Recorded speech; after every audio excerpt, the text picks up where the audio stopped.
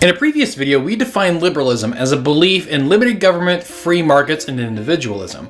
Now, that sounds pretty similar to libertarianism, doesn't it? Well, yes, they are. But classical liberalism and modern libertarianism are different in one very important aspect, and that is trusting government institutions. Classical liberals have more faith in the rule of law than libertarians, who tend to be fine with violations of law or the Constitution so long as it pushes their values. So what created this difference? Well, to understand that, then we need to go back to the foundations of liberalism with John Locke. On top of a belief in free markets, individualism, and limited government, John Locke believed that the government had a specific purpose, which was to protect individual rights such as life, liberty, and property. This assumption comes from the assumption that in a world without government, the only thing protecting life, liberty, and property is physical force. But with government, there can be someone whose job is to protect everyone's property rights and serve as a third-party arbiter in property disputes. With government in place, you don't have to spend all of your time and resources protecting your property from those who want to take it from you. So liberalism is not just a set of positive values, but also a worldview about public institutions. And when one of these public institutions violates their values, liberals see the need for reform. These are the beliefs that girded liberalism in the 18th and 19th centuries. But to understand how libertarianism split from liberalism, we need to look at the Industrial Revolution. The Industrial Revolution changed the lives of humans dramatically. One of these dramatic changes was the loss of available livelihoods that could be accrued from nature. You can't just live off the land if there isn't any freely available land to live on. And by the 19th century, this wasn't an option in Europe. This forced more and more people to live in the cities, where the only jobs available were in manufacturing. And industrialization came with a litany of problems. These problems led to the rise of early socialist and communist thinkers such as Karl Marx. Karl Marx and early communists were intellectual descendants of John Locke.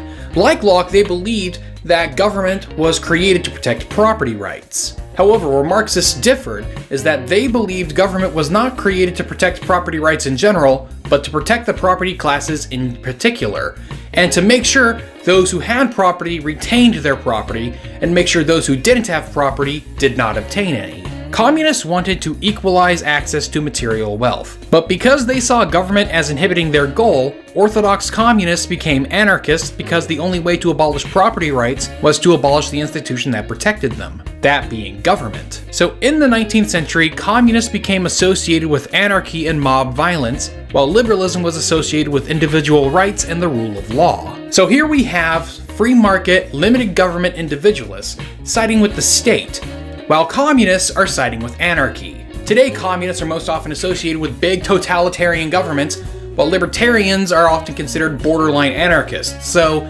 how did this switch happen? To understand that, we need to look at the 20th century and the Russian Revolution. The Russian Revolution of 1917 established the first modern communist state, where the government came to control the entirety of society. All industries and their means of production are owned by the government. That's kind of the opposite of anarchism, so how did communists justify this? Marxists believe that the idea of private ownership is unnatural, but society has had this idea forced on it for so long that we have been conditioned to accept inequality. So Marxists believe that society needs to be reconditioned back to what they believe is the natural state of man, living communally.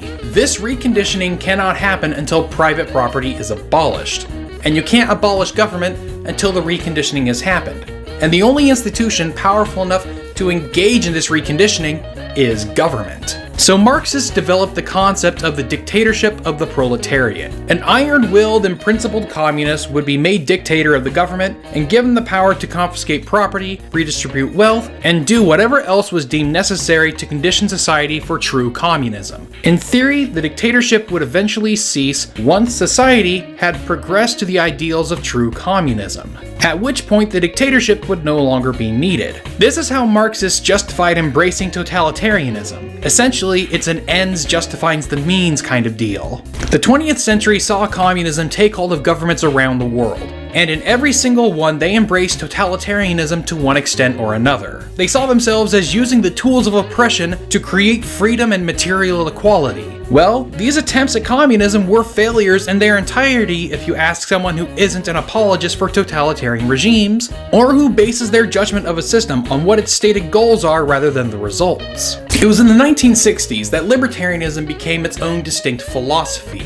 Essentially, libertarianism is liberalism in light of communist atrocities. In the 20th century, government transformed from being a tool to protect property rights to being its most frequent violator. Libertarianism, in my opinion, could only have come about in a world where socialism became the dominant philosophies of government around the world. So there you have it. This is why libertarians don't trust government, while liberals do, so long as it's operating properly. I would like to thank my patrons for helping me make this video, especially my executive producer, Leo Hockhauser.